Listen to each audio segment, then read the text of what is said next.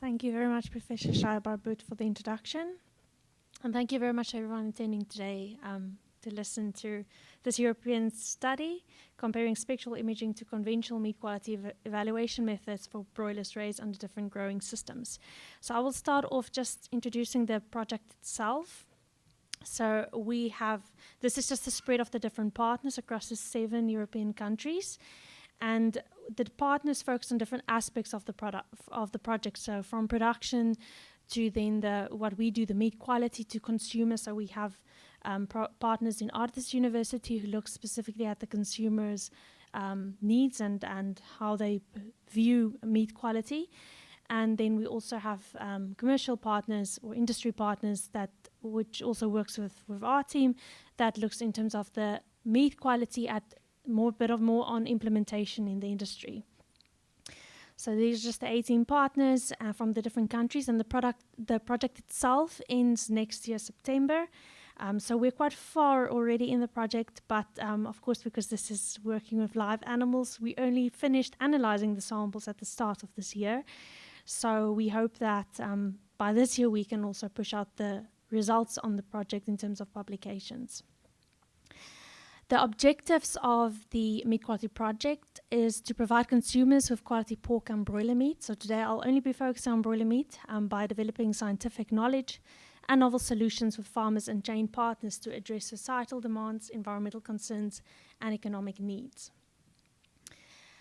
With the project itself, we aim to answer how extensive versus intensive production systems affect the quality of these meat products. The goal is not for us to say one system is better than the other, but to have an understanding of what are the effects on the product itself, and also how consumers view these different products and what is their expectations accordingly.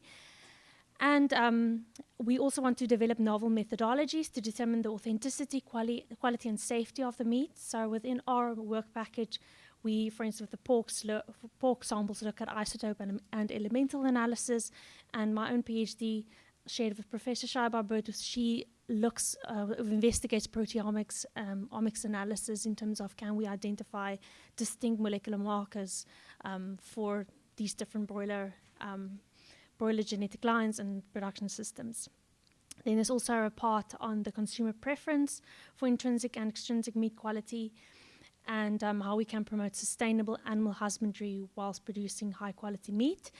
So I have to define a bit more what we mean of sustainability. So the factors that we've identified in the project that we call extentification factors is more related to the welfare of the animals, and so we do not do life cycle assessment. So in terms of sustainability, it also, your viewpoint on that could differ in terms of what we look or focus on in terms of the factors.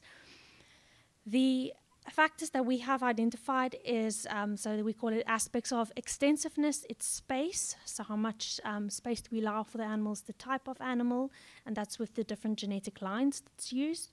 The feed that's given to the animals, whether or not, for instance, they include roughage or no roughage, the environmental enrichment, and what we mean with enrichment is, do we provide these animals with toys and things to interact with in their production environment? And then aspects of meat quality is nutritional aspects, taste, safety, and trust. And these are just the 5 of the 4 steps in the project. So we have all completed our step 1 in terms of assessing variation. So on the farms, in terms of identifying meat quality indicators and looking at consumer expectations. And now in terms of step 2, we're finalizing that in terms of finalizing the quality assessments, the extrinsic quality and perception, and also now heading into, with the data that's generated, into machine learning and factor analysis, and of course also communicating the results. Then in terms of our specific work package, we aim to assess the intrinsic quality of meat products obtained from broilers produced under varying husbandry conditions, and to explore novel techniques of authentication and quality assessment. So the sensor task in our work package is focused on not developing new sensors, but utilizing what we currently have. And then they have this really difficult challenge of trying to predict in line certain quality attributes that is appreciated by consumers. So it's quite a big bridge to make. So the first step, and also the results that I'll show today, is with this the spectral imaging is what are these initial signatures we've found and how that could relate to the quality, and then the next step would be to actually test it in line. And what I also added here on the slide, so this is coming from our other partners, is in terms of quality appreciation, what they've seen from consumers is that texture and tenderness is seen as a quality indicator with higher value, and then flavor and aroma. But of course, what's challenging here is that these attributes are, for instance, not necessarily of importance to the retailers if it's not appreciated by consumers. So that's how we want to sort of aim the approach. The extensification factors that we studied for broilers were based in the Netherlands and in Germany. We also have Polish partners, but those samples were not sent for sensory analysis. So in terms of how we link with the consumer side is with these trials. And we looked at diet and space allowance, genetics and enrichment within the Netherlands, so, and that is within conventional systems. And with the German side, they are looking at organic farming systems. And then in terms of the diet, with the space allowance on the left-hand side, so they looked at including pasture roughage to enhance the antioxidant system, and then the stocking density, looking at low and high stocking density, because it's crucial to broiler welfare and production, specifically in the Netherlands. And they also, the type of stocking densities they had implemented is according to a system we have, which is called the Better Life or Better Living system. So they looked at conventional production, but with 1-star versus 4-star, so extreme cases then. And then in terms of genetic strains, so the ones we looked at were slow-growing, fast-growing, dual-purpose male layers. And these are known to have a significant impact on broiler meat characteristics. And then the enrichment, they used combinations of perches, straw bales, peat dust baths, and the rationale behind this is that these elements in broiler housing is linked to increased behavioral complexity and activity. Also, in terms of communicating this to the consumer, there's this thought process or marketing side of giving the consumers an idea whether or not these whether or not there's value linked to the fact that these broilers have these accessibility to environmental things to play with. So in the European context, that's very important for consumers.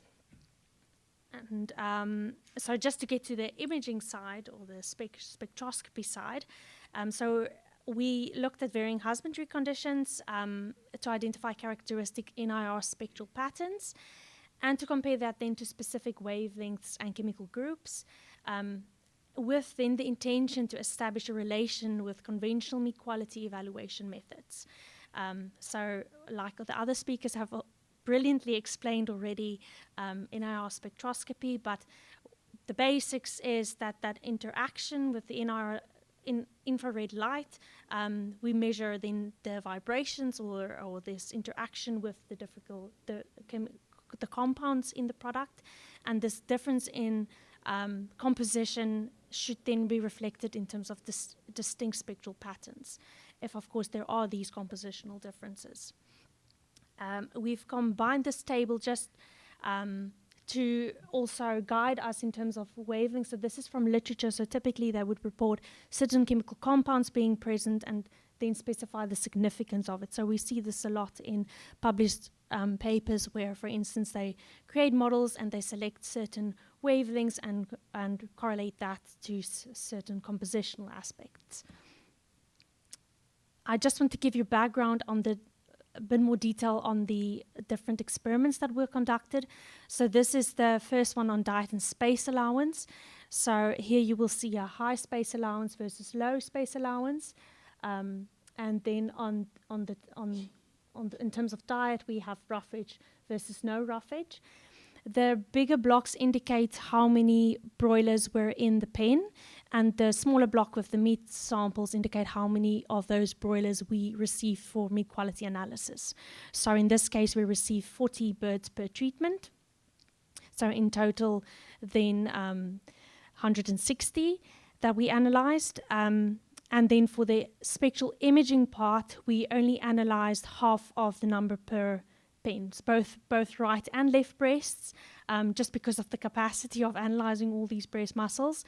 And we did the same for the other trials where we balanced it in the pens itself. But for the NIR data that was acquired with a different instrument, we analyzed all the samples, steaks as well as breast muscles. So this is just the second experiment that was on enrichment and genetics. So here you will see the two genetics line, the Hubbard S757N, also known as Labelle Rouge. So that's why we labeled it Labelle enriched and Labelle non-enriched. And then the Hubbard JA787, so the faster growing genetic line on the right-hand side. And for these trials in the Netherlands, they of course were at slaughter different days old, but the aim was for the same carcass weight, so or the same live weight of the bird, so having 2.2 kilograms. Something I forgot to mention is also the selection of birds per pen was based on the average weight of the live birds for that specific pen. And then the German trial was a bit more complex in terms of their selection. So for us, this is more difficult to analyze the effect of different factors because of the type of experimental design. But the green blocks in this case indicates farms. And then on these farms, they had what they call pens, but they were not in pens, they were free roaming. And that's the bigger number is the high number of birds that were present, and then they made a selection of those birds.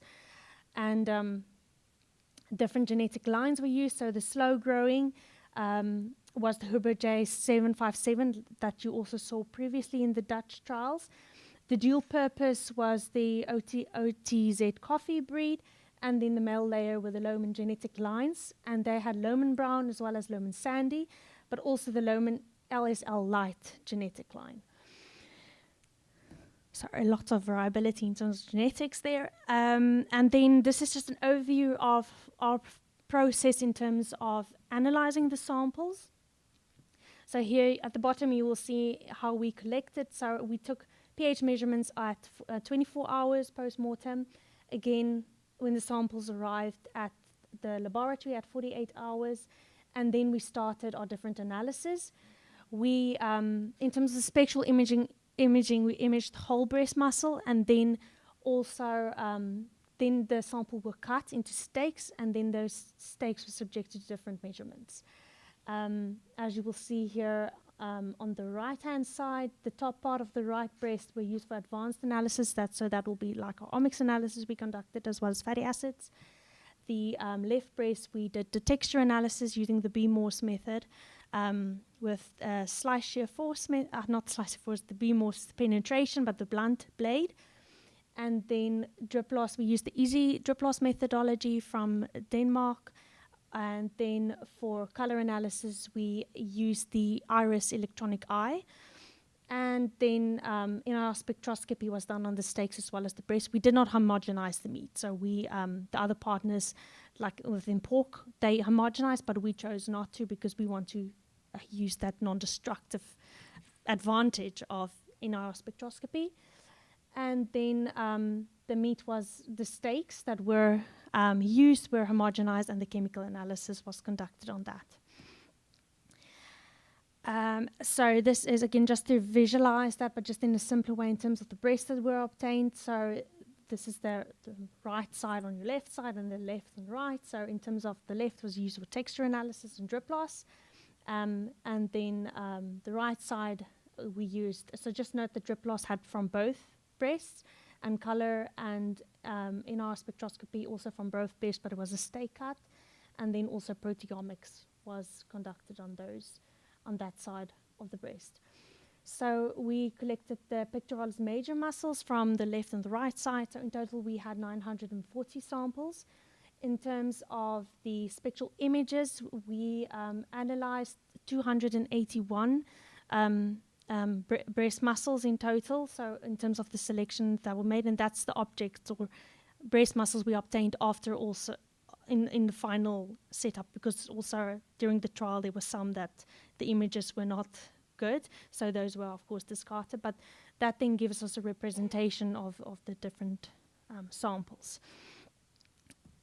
Then I just have a picture here to show you the experimental setup. So on the left is the ASD lab spec spectrometer we used, and this is just the example where we actually imaged through the plastic to prevent a build-up of proteins on the lens of the device, and we did the same for the steaks.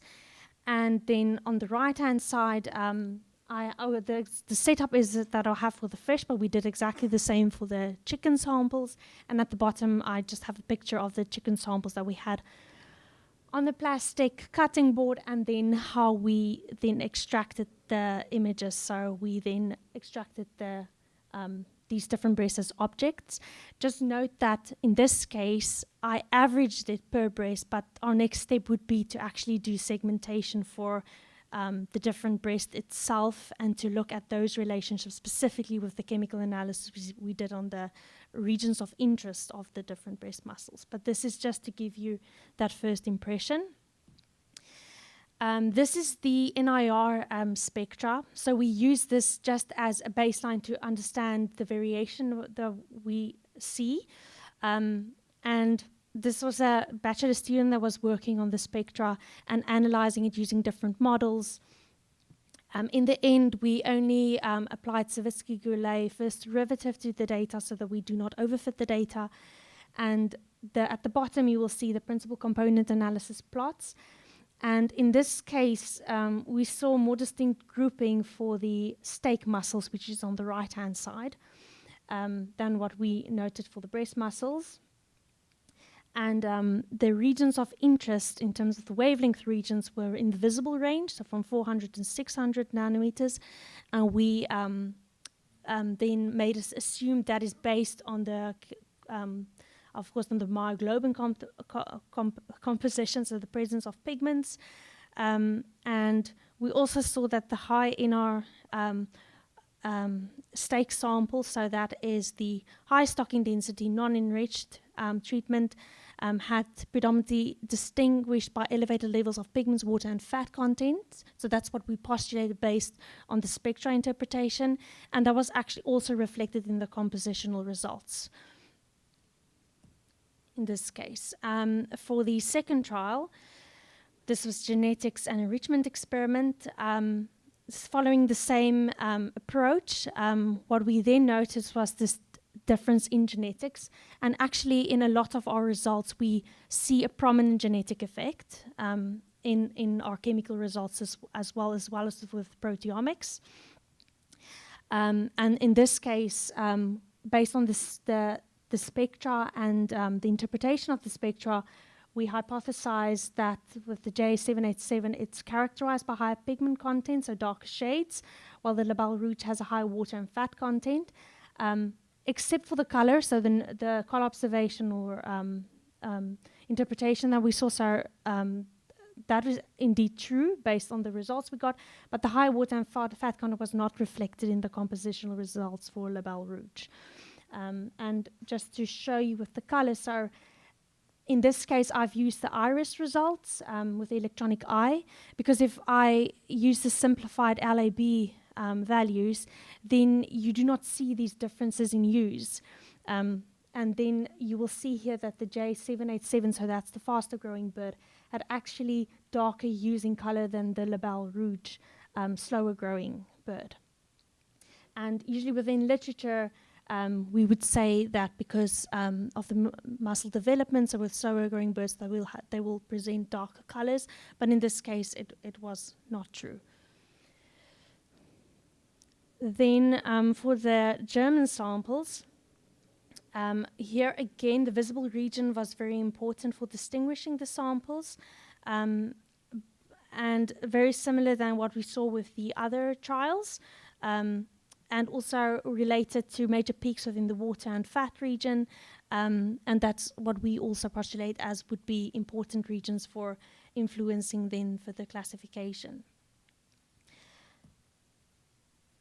And then if we put all the trials together for the Netherlands samples, in the case of the steak muscles, we cannot, with the principal component analysis, see any distinct groupings. But in case of the breast muscles, we see that the J787, so that's all the blue dots on the left side, as well as the labelle rouge on the bottom side, that is due to the color differences, and they group then separately, and we also can see that in interpretations of the principal component line score plots. Then combining all the different treatments, we see also then the separation in terms of better with the breast muscles, and also then the JA787, that is our faster growing birds, being more distinct than the slower or medium growing birds. So there's a genetic effect there, and also related to these color differences. That is really predominant. This is the hyperspectral imaging results, or spectral imaging results that we obtained. So this is with the FX10. And I've highlighted here these dips. So and this is reflectance data. So the values in this case will then indicate absorbance. So when it then goes down, I've also then indicated to you, for instance, in this case, just to simplify the LOB values. So what you would see in terms of redness, so redness in this case is not going to be absorbed, but it will be reflected. And that's why I've indicated there. And then on the very small on the bottom, on the left side, I've also indicated you the C-Lab scale. So opposite to redness is green. And that's why you will see that dip in terms of absorbance within the green region. So there is this really strong relationship with the color. But also to note is that within the deoxymyoglobin region at 760 nanometers, we also see this dip taking place, of this absorbance that's present, and also within the water region. So on my next slide, in another slide, I will explain a bit more about the of the water. But first, I just want to show again, so this is the spectral imaging data, so different than the NIR data that we use with the benchtop instrument, so the portable benchtop instrument, is that we see a similar pattern to what we had noticed in terms of just the principal component analysis. And then here you will see that distinction on the left side with the J787, the slow growing and the dual purpose breeds. And I've indicated again, they have they have a higher redness value, A value, in terms of the C-Lab scale. And they are also then located on the right-hand side of the plot. And if we look at then our, here at the bottom left, the loadings plot, you will see also the wavelength regions that correspond to that difference that is then portrayed on the left-hand side.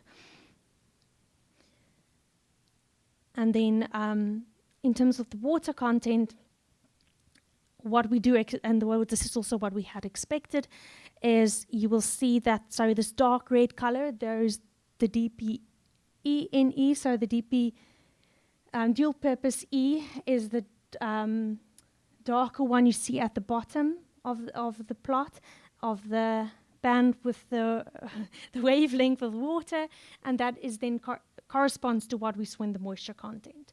So that was a good result that we got so far as well, that is corresponding to the compositional analysis.